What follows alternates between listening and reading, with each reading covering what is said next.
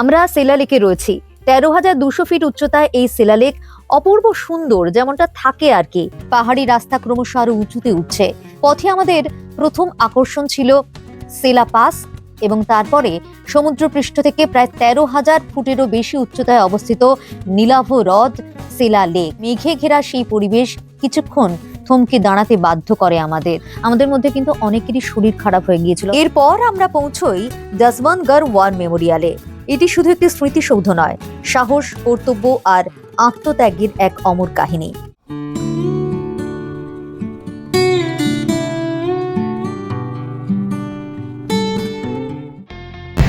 এই সেই কামিং নদী, যেটা বলছিলাম না যে আমাদের একদম যেখানে হোমস্টে তার পাশে, এটা আমরা উল্টো দিকের পাড়ে এসেছি। আজকে আমরা চলে যাচ্ছি দিরাং থেকে একেবারে তাওয়াংয়ের উদ্দেশ্যে, এবং তার আগে এই নদীর পাশে বসে একটু সময় কাটিয়ে দিলাম। দিরাংয়ের শান্ত সৌন্দর্যকে পেছনে ফেলে এবার আমাদের যাত্রা অরুণাচলের অন্যতম আকর্ষণ তাওয়াংয়ের পথে। পাহাড়ি রাস্তা ক্রমশ আরো উঁচুতে উঠছে, চারপাশে মেঘের আনাগোনা, আর প্রকৃতি যেন প্রতিটি বাঁকে নতুন রূপে ধরা দিচ্ছে। পথে আমাদের প্রথম আকর্ষণ ছিল সেলা পাস এবং তারপরে সমুদ্রপৃষ্ঠ থেকে প্রায় ১৩,০০০ ফুটেরও বেশি উচ্চতায় অবস্থিত নীলাভ হ্রদ সেলা লেক। পাহাড়ের বুকে আঁকা এক অপূর্ব ছবি। ঠান্ডা হাওয়া আর মেঘে ঘেরা সেই পরিবেশ কিছুক্ষণ থমকে দাঁড়াতে বাধ্য করে আমাদের।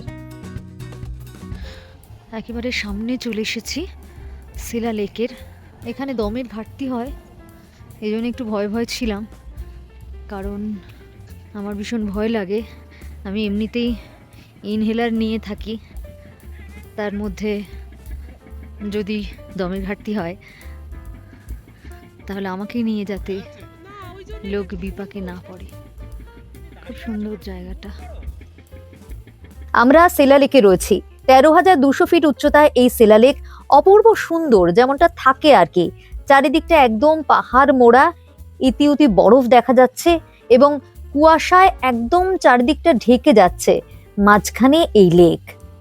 প্রথম দিকে ভাবছিলাম যে নামবো না, কিন্তু নামলাম যখন, তখন এই অপূর্ব সৌন্দর্য দেখে সত্যি মুগ্ধ হয়ে গেলাম।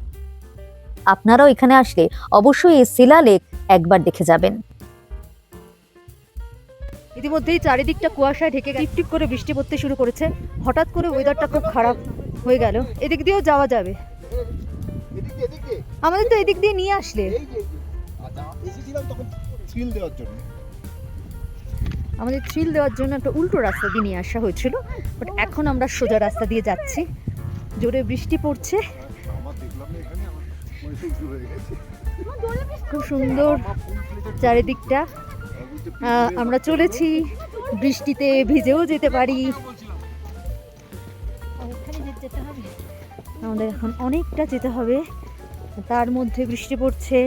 বেশি দৌড়োদৌড়ি করলে দমের ঘাটতি হবে, সুতরাং এত বেশি ঠান্ডা লেগে যাচ্ছে, দৌড়োদৌড়ি করার কোনো কারণ নেই। আমি চলেছি, আর চারিদিকটা এই অবস্থা, কুয়াশায় ঢাকা। আস্তে আস্তে দমের ঘাটতি হচ্ছে, বেশ ভালো লাগছে আমার এই দমের ঘাটতিটা। না, একদম ভালো লাগছে না।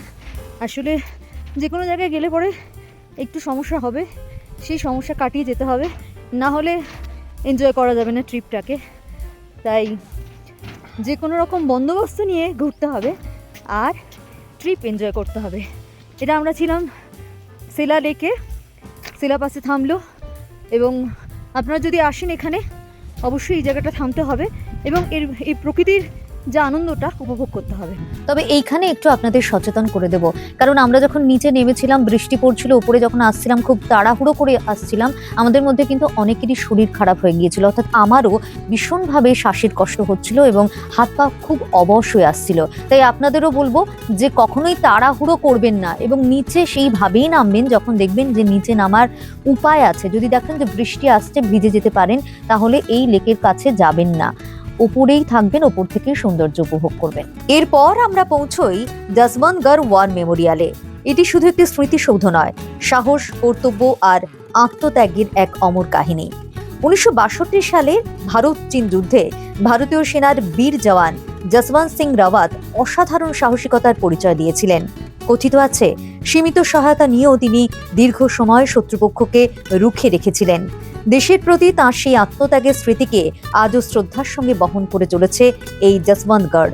সিলাপাসের অপূর্ব সৌন্দর্য আর যশবন্ত সিং এর বীরত্ব গাথা হৃদয় নিয়ে আমরা এগিয়ে চললাম আমাদের গন্তব্য তাওয়াংয়ের দিকে। তাওয়াংয়ে অপেক্ষা করছিল আমাদের জন্য আরো অনেক ইতিহাস, সংস্কৃতি, পাহাড়ি সৌন্দর্যের গল্প, আরো অনেক অনেক কিছু।